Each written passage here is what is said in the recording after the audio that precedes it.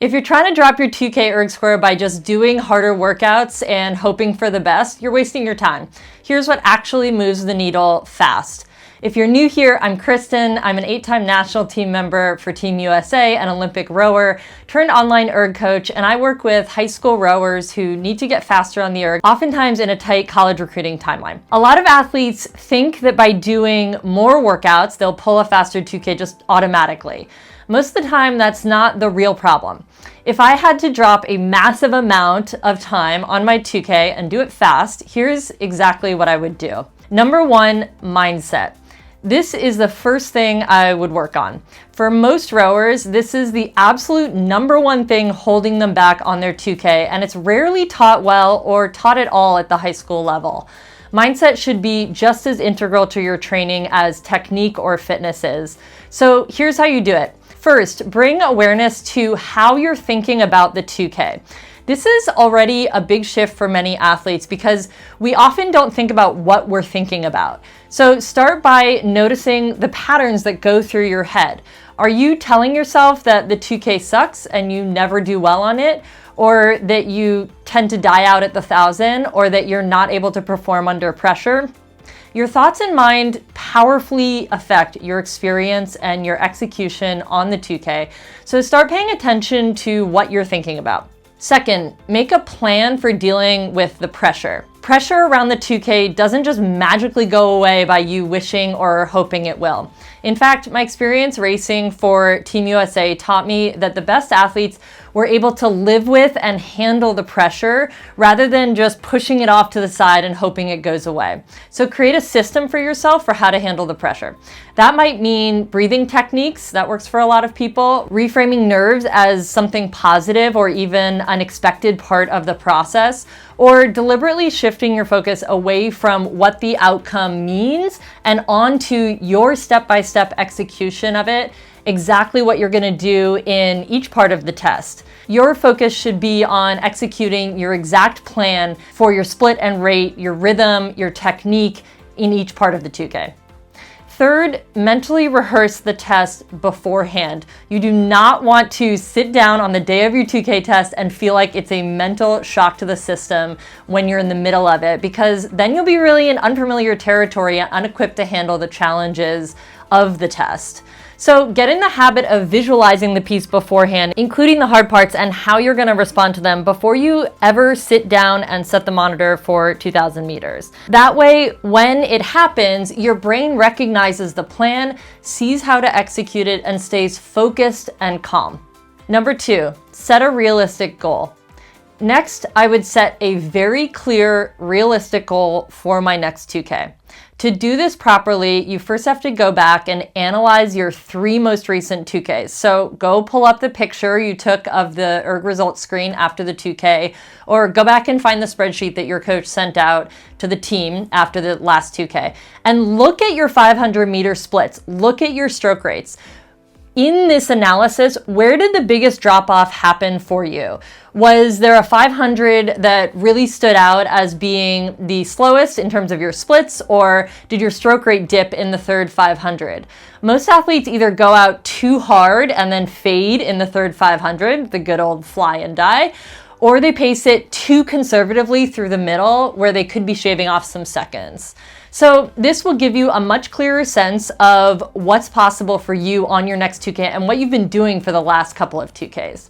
Then factor in your recent training. If you've been training really consistently and with intent, let's say 6 days a week, doing hard workouts and good solid steady state rows with your team, then your goal can be more aggressive. If on the other hand, your training has been inconsistent or you haven't finished them, then your goal needs to reflect them. Once you set the goal, write it down. Studies show you're about 40% more likely to achieve a goal when you physically write it down. Think about that for a second. 40% more likely, and it takes 5 minutes to do. Of course, do all the other tips in this video, but you guys, this one is probably enough alone to make you go a lot faster on your next 2K. And yet, if you're being really honest with yourself, you might not have written down your goal on the last few erg tests you took. Number 3, make a race plan. The third thing I would do is to sit down ahead of the test and make a very clear race plan. You should know exactly what starting sequence you plan to do, what splits you're aiming for each 500, what stroke rate you're aiming for in each 500, and what you're mentally focusing on for each part of the piece. What we want to move away from is from you making decisions during the test. We don't want you setting a goal or deciding how likely it is that you'll get your goal when you're right in the middle of the piece, 700 meters in, or wondering what your mental game plan is when the third 500 hits. By making a plan, you make the 2K really simple. You're just executing the plan that you've already made for yourself and ideally have already practiced many times on the erg in training. That way, when fatigue hits and the piece gets really tough, you're able to rely on the plan, not just hoping it's gonna go well. Number 4, train with the end goal in mind. Next, you need a very clear erg training plan that builds backward from the 2K goal. So we're starting with your 2K goal and working back to make sure you're able to hit the goal before you even ever sit down to take the 2K. Your training plan should include the specific warm-up to do for each day, including for steady state workouts, the exact workout you should do each day, your target splits and rates, how much rest time you should have between pieces, what cool down to do, and the exact post-practice recovery plan. Now, let's say you're in the middle of racing season and training with your team. This erg training plan should take that workload into account, so you're able to take big chunks off your 2K time while still getting enough recovery, avoiding burnout, and staying healthy. If you're training with your team this spring, the plan can work seamlessly into the 2Ks that you're already taking with your team, so you're really prepared for those as well. Even if your team has a rigorous training schedule, you should still be touching the erg at least 4 days a week, even if it's just doing some warm-up steady state before practice or an additional cool down on the erg afterwards. Familiarity with the machine matters for pulling a faster 2K score. Number 5, consistency and erg skill. Finally, be intense about consistency, not just meters. This is about the quality of your strokes, not just the quantity. So when you erg, lock your eyes onto the monitor. Do not look away from the monitor. Watch your split, watch your rate every stroke. Aim for minimal fluctuation from one stroke to the next. In steady state workouts, your split and rate should stay very consistent from one stroke to the next. Like if someone were standing behind you and watching you pull your steady state, it would be very boring to watch because there'd be no change in the monitor. In harder workouts, think about it in quarters.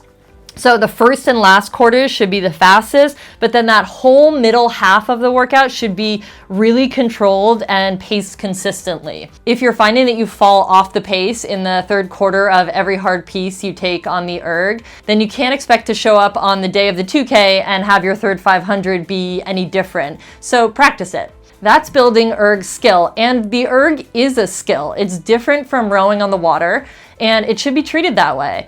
The 2K isn't just a fitness test, it's a peak performance test that requires planning, practice, and smart pacing. If you start treating it that way and familiarizing yourself with it, then your scores are gonna start dropping more reliably.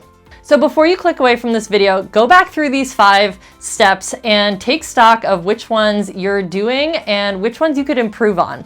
Taking just a few minutes to think about your approach to the 2K can massively improve your confidence and the feeling of control you have around it. If you found this video useful, subscribe for more content on getting faster and getting recruited, and share it with someone you know who is looking to drop their 2K score this season.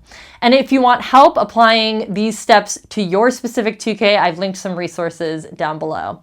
Thanks for watching, and I'll see you on the next one.